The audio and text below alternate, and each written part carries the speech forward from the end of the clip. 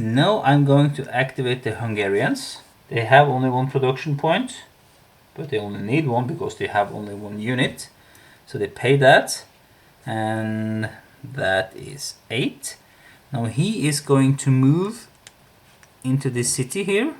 It's a friendly city, so that only costs 1.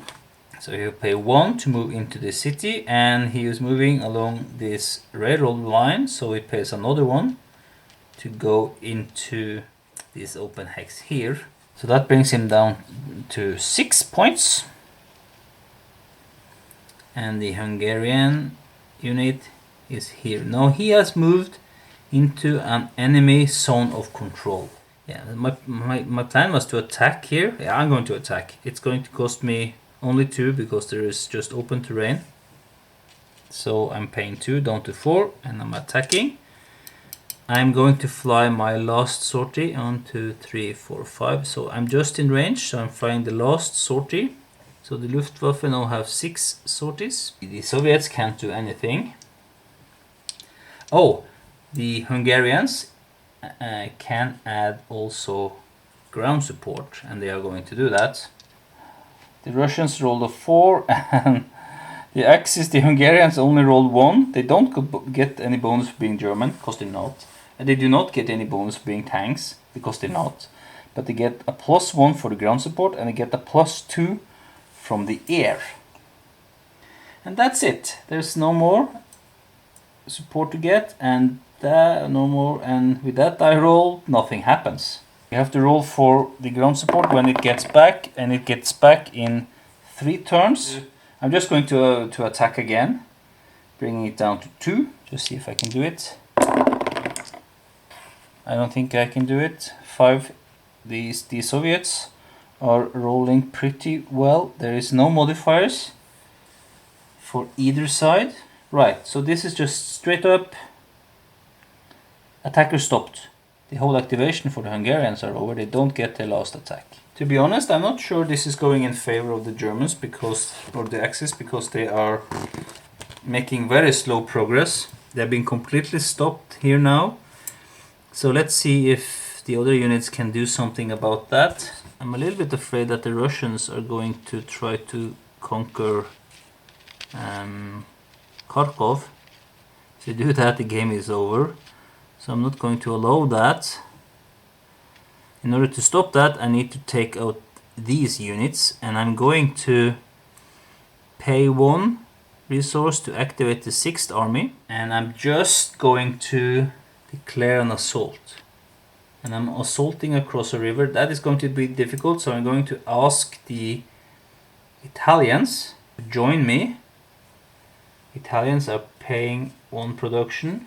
I can just check, but they get 8 points, so they have plenty. They will have to pay 2 to attack across a river, and they have to pay 1 to attack a unit in good weather, and 1 for the hex, so that is 4 points. So this get 8, so he will pay 1, 2, 3. I'm moving around here, and because I'm avoiding the zone of control, and then he goes into this hex and enters the zone of control of this enemy. So we have to stop or attack, and he is attacking. He is going to join the assault. I'm using Romania's last point to activate this unit, and I'm moving it around. He gets, so he has to pay 1, 2, 3, 4. 2 to attack across a river, 1 for attacking into a clear hex, and 1 for attacking an enemy in fair weather. So that's 4 points, and he has 5 left, so that's enough. The Romanian gets 8 points. 7, 6, 5, 4, 3, 2 points left, so he will join the assault. And I wish I had some air support to throw in there as well. I don't. I'm not asking the Panzer to join the assault, also because I have other plans for them. So anytime during my turn now, I can decide to resolve the assault, and I'm just going to resolve it right now. Well, it works the same as a normal combat, in the sense that I have to declare a primary attacker, and the primary attacker are the Germans, because then they get bonus for being German. They don't get that bonus if they're not the primary attacker. So we will roll dice. There are no things, no end markers. So I rolled a 3 and a 2. The attacker, we work out the bonuses in a normal way. I get 2 for being Germans. The primary attacker is an infantry, so we don't get any tank bonuses. The terrain I'm attacking into is clear, so there is nothing there, but I'm attacking across a river, so that's -1. There are no air support. Then I have to add in the bonuses for the assault attack, and I get +2 per additional attacker that is tank or shock unit. But the other ones are not tanks or shock, they're just normal infantry, so I get +1 for each of them. So that's +2. And that's it. That's the bonuses, and I get a defender retreat. So this guy has to retreat. He cannot retreat into any of these 2 hexes because they're occupied. And he cannot retreat here because that's an enemy zone of control. It's my zone of control, basically. Both from the Germans and from the Italians. So that means that they have to be reduced. The Germans are paying 2 to activate this Panzer. He gets 10 points. The Germans now only have 3 points of production left. So 10 points, and there's a possibility for a breakthrough here, so I'm going to attack this unit here so I can get it off the map and relieve the pressure on Kharkov, and I can move across here and attack this unit next round without attacking across a river. I'm trying to do that, so I'm attacking here. It's 1 for a clear hex, and it's +1 for attacking across a river, that's 2, and it's +1 for attacking a unit, that's +3. That's it. Yeah. So it cost me 3, leaves me with 7. I can't throw in any event markers or air support, and neither can the Soviets. We are rolling. The Germans are continuing to rolling bad, as you can see. But the Russians, no, the Soviets get a -2 for being reduced. I get +2 for being Germans and +2 for being a tank. But I attack across a river. Yeah, that's -1 for attacking across a river. But I get a defender retreat, and since they can't retreat, they are eliminated. And I also get to put no enemy zone of control marker there, and I'm going to have the Panzer take ground. Now, because this is not an enemy zone of control, I can actually continue to move here, which would be prohibited if it was a zone of control. I cannot move from one enemy zone of control into another enemy zone of control from that is controlled by the same enemy unit, so I can't move around it like this. But I'm not going to move any further, so it doesn't really matter. But I'm going to use 2 movement points to attack this unit here. Brings me down to 5, and there is nothing else to do than to roll.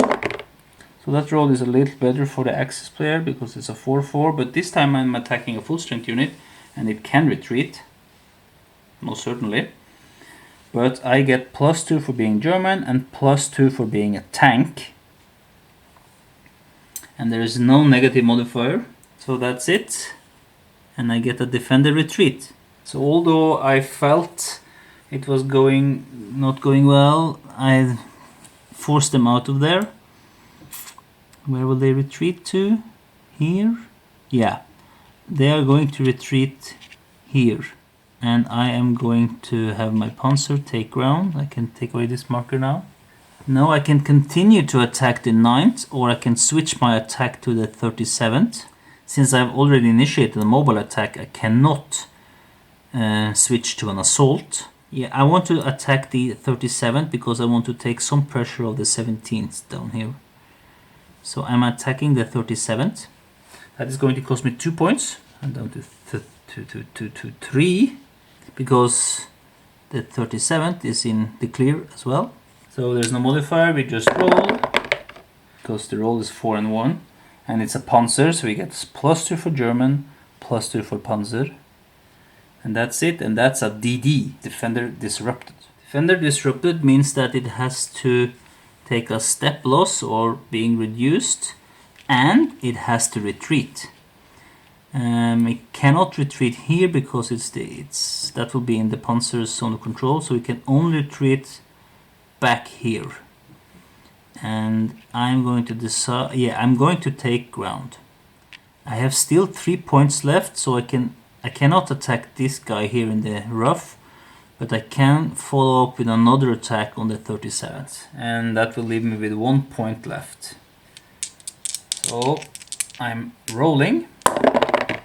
The roll is worse than bad, but perhaps it's okay anyway, because I'm attacking a reduced unit. He will have a -2. Then I get is on 3. So I get +2 for Panzer and +2 for Germans. And I actually do get a defender retreat by that. Where will he go? Where will he go? He will retreat just straight back like this. The German Panzer is taking ground also. And he only has 1 point left, so he will end the activation. I'm spending 1 point now to activate the 17th. Doing that, I'm going to attack these guys. That's the most... that's the only sound choice, and that is going to cost me 2 points. So I'm down to 6. So the Russian or the Soviet player, the weakness of the Soviet player or the lines seems to be that they're all out in the open. So let's just roll and see what I get. So let's see. 5 and 3. That's a bad roll for the Axis player, but he do get 2 for being German. And that's about it. And nothing happens. Well, he's going to do it again, of course, putting him down to 4 points. This time he rolled a 5, but the other guy he rolled a 4. And he gets +2 for being German. Is that really all? Yeah, it is all. This time he's able to get a defender retreat. There's only one spot the 51st can retreat to, and that's into Rostov. And I'm actually going to follow. I had to check the rules to see if I could advance from this spot, because I'm in the 12th Army's zone of control here as well as here. So normally movement between two enemy zone of controls exerted by the same enemy is not allowed. But after combat, when I forced this guy to retreat, I advanced, and when I advanced, I ignore all enemy zone of controls as I enter the hex. But now I'm entered the hex, and I have to consider this an enemy zone of control from both of these two units. Phew! It means I can do this. And I have still 4 left. Now I can see if I can attack into Rostov. Yeah, it will cost me 3 points to attack in Rostov, and I will do that. I am going to spend 3 of my 4 points to attack into Rostov. With some luck I'm able to take Rostov. No, not with that roll for sure. So I get +2 for being German. Alright, so it is a diamond and nothing happens. So I was not able to take Rostov. I end my activation. So the last thing we need to do on the turn is to check supply state. And we need to do this before the Soviets are starting their turn. There is no problems here because everything just connects very easy to this line and this guy as well. He can't go through here because that's an enemy zone of control, but he will go 1, 2 and no problems. I have made a serious mistake with the 1st Panzer. And when I pushed into Russia with the 1st Panzer, it seems to be very much on its own, because now I need to track support. If I go up this support line, I will enter a zone of control for the 37th and also for the 9th going up this line, so I can't go that way. And then I can measure 2 hexes back to this supply line, so that should be good. But this hex is an enemy zone of control for the 12th, so I can't go there. If I go around up here, then I enter the zone of control for the 9th. So I can't get back to a supply line within 2 hexes without crossing into an enemy zone of control. So that means that this guy can't track supply. I have to put on a low supply marker. Now if I'm not able to relieve this unit during the next turn, it will go down to no supply. And that's going to be terrible. But now already we can see that it will have a combat modifier on -2. And I'm betting that the Soviets are going to try to take advantage of that and take out my tank unit. So that was a mistake. I'm learning the hard way this game, I think.